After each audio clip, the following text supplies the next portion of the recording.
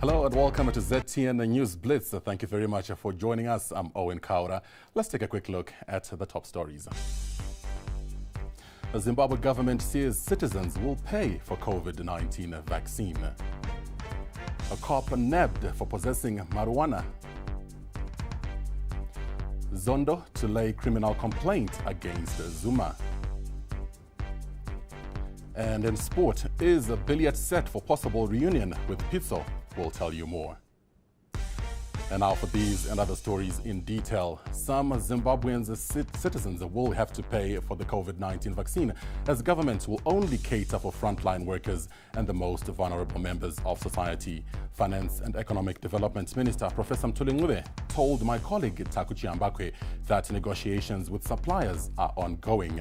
Recently, Acting Secretary for Health Dr. Robert Mujigiradima told Parliament that the two-course vaccine from China and Russia will cost between $2.50 and $7.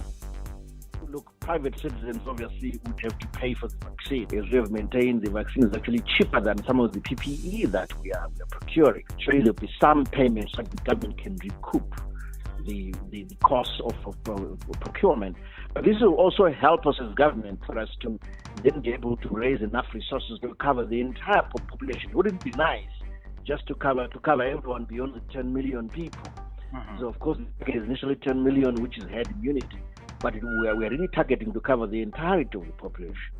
So really paying something for the vaccine from private citizens is very important, so that we can then cover those who cannot afford at all. There will be some groups, of course, that will be given the vaccine for free. But look, the Minister of Health will clarify all these issues in terms of which group exactly will be, subject to what in terms of the framework of distribution. Obviously, you can imagine that they will start with the frontline workers, the critical, and then the vulnerable, the elderly. All that logistical arrangement will be clearer once the vaccine has been acquired. The Minister of Health will lead the way, clarifying that. Meanwhile, public health experts have recommended that Zimbabwe should prioritize the vulnerable population first in the COVID-19 vaccine distribution. The Zimbabwe Medical Doctors Association President Dr. Francis Chirowa believes health workers, the elderly and those with underlying conditions should get it first.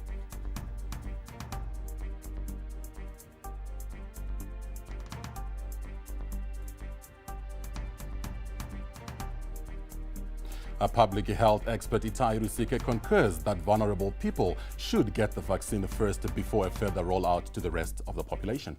We welcome the news that Zimbabwe is in the process of procuring the doses of the COVID-19 vaccines. It is also important that we prioritize our frontline health workers, the elderly, and people with existing health conditions. Then the rest of the population can then be, inoculated later. Zimbabwe is among the 13 countries which will receive a COVID-19 vaccine aid from the People's Republic of China. China's Foreign Ministry spokesperson Wang Wenbin speaks. We're still providing vaccine assistance to 13 developing countries, including Brunei, Nepal, the Philippines, Myanmar, Cambodia, Laos, Sri Lanka, Mongolia, Palestine, Belarus, Sierra Leone, Zimbabwe, and Equatorial Guinea. And then in the next phase, we will continue providing such assistance to another 38 developing countries in need. We're also participating in the WHO's COVAX to provide vaccines to developing countries. Now, the closure of schools in Zimbabwe due to the ongoing lockdown has heavily impacted on blood donations. The country's blood bank relies on donations mainly from schools, which contribute over 70% of the nation's blood stores. National Blood Services of Zimbabwe spokesperson Esther Masunda told ZTN that the ongoing lockdown had significantly hampered their blood drive campaigns. She added that the current blood bank can still sustain supply to health institutions, but further extension of the lockdown would drain the bank. COVID-19 has affected NBSZ in terms of the collection of blood. The closure of schools has affected the school program where NBSZ collects blood from the schools. Therefore, the COVID-19 has affected our usual program that we have in the schools of the blood collection program, where during the school term, NBSZ visits the schools in order to donate blood. Over 70% of the blood collected comes from the schools. So as a result, with the schools being closed, that has also affected the NBSZ. Now, a Zimbabwe Republic police officer was on Monday arrested for unlawful possession and use of marijuana following a high-speed chase with fellow police officers. Sergeant Lakson Monukwaye was arrested in Chiredzi, a town in southeast Zimbabwe. Police recovered several sacks of the drug whose weight and street value could not be immediately established. According to police sources, Monukwaye was nabbed while trying to flee from police officers who were reacting to a tip-off. Mashingo Police spokesperson Assistant Inspector Kudagwashedewa could not comment and referred ZTN to National Police spokesperson Assistant Commissioner Paul Nyati, who was unavailable. And in entertainment news, a local film director, Tafadzwa Ranganai, says he is pleased with the response his debut feature film project, Nevanji, has received so far. Nevanji is the Shona term for Firstborn Son. The film premiered last week and has been put on pay-per-view platforms. The 90-minute-long feature film tells the story of a family which resorts to traditional medicine as they desperately seek a cure for their terminally ill son. ZTN had a moment with Ranganai, who told us more. The inspiration for the movie is a bit of a funny story. Whenever I used to go to the rural areas as a young child, my grandmother would tell me these really scary stories, and they just stuck with me. Nevanji is a film about a family that is desperate to find a cure for their child who is terminally ill. And certain members of that family end up resorting to traditional medicine to try cure the child. But this goes wrong, and the child basically ends up possessed by an ancestral spirit. In Africa and world news, with security as a major concern for many South Africans, a pharmaceutical company, BioVac, says security has been bolstered at its storage facility where the Oxford AstraZeneca COVID-19 vaccines are stored before distribution. The company has been appointed to provide storage and distribution services for the vaccines for 3 months. South Africa's first consignment of vaccines arrived on Monday. Meanwhile, South Africa's state capture inquiry will lay a criminal complaint against former President Jacob Zuma for not appearing on the 18th of January. The commission is also warning him to appear on the 15th of February or face further action. It was responding to a statement by the former president in which he said he would defy a constitutional court order compelling him to appear. And U.S. President Joe Biden has signed 3 executive actions seeking to reunite migrant families split by a Trump-era policy and ordering a review of his predecessor's wider immigration agenda. In an attempt to deter illegal immigration, Trump's administration separated undocumented adults from children as they crossed the U.S. and Mexico border.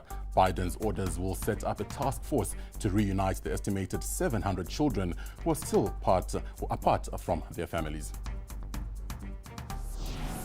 We're going to work to undo the moral and national shame of the previous administration that literally, not figuratively, ripped children from the arms of their families, their mothers and fathers at the border, and with no plan, none whatsoever, to reunify the children who are still in custody and their parents. The second action addresses the root causes of our migration to our southern border. And the third action, the third order I'm going to be signing, orders a full review of the previous administration's harmful and counterproductive immigration policies, basically across the board. And in an interesting development, the Advertising Standards Authority in Britain has ruled that filters should not be applied to social media adverts if they exaggerate the effect of the product. The authority was responding to the #FilterDrop campaign that called for it to be compulsory for influencers to state when they use a beauty filter to promote skincare or cosmetics. Sasha Palari, who started the campaign, said she was over the moon. Asa said filtered beauty content could be misleading. Ms. Palari from Somerset said she started the #FilterDrop in July 2020 in the hope of seeing more real skin on Instagram. The use of filters on social media is widely a debated issue, attracting the attention of not only celebrities and social media influencers, but also members of parliament. And in sport, Zimbabwe international Kama Billiet has been linked with Egyptian giants Al Ahly. Billiet is now in the last 5 months of his contract with South Africa's Kaizer Chiefs, and speculation has begun about his next move. Mamelodi Sundowns, where he made his name between 2013 and 2018, are also reportedly still interested in a reunion. Although Billiet has not been able to replicate the form that catapulted him to stardom at Sundowns, Chiefs are also keen to retain his services when his contract runs out on June 30. Amakosi do have an option to extend Billiet's stay for another 12 months, and sources at the club suggest the Chiefs will exercise it. And the COVID-19 pandemic continues to create uncertainty across the African continent, but COSAFA remains hopeful for a full calendar in 2021. Having learned many lessons from the 4 championships staged at Nelson Mandela Bay at the end of last year, the COSAFA Women's Senior and Under-17 Championships, as well as the continental qualifiers in the men's Under-17 and Under-20 age groups, were all held over a busy 6-week period in the South African coastal city. Now, the flagship men's COSAFA Cup is slated for the FIFA window that runs from May 31 to June 16, while the men's Under-20 Championship will take its usual slot in December. And that story wraps up this edition of ZTN News Blitz. Thank you very much for joining us. Remember, you can also visit our website, ztn.co.zw, for more updates.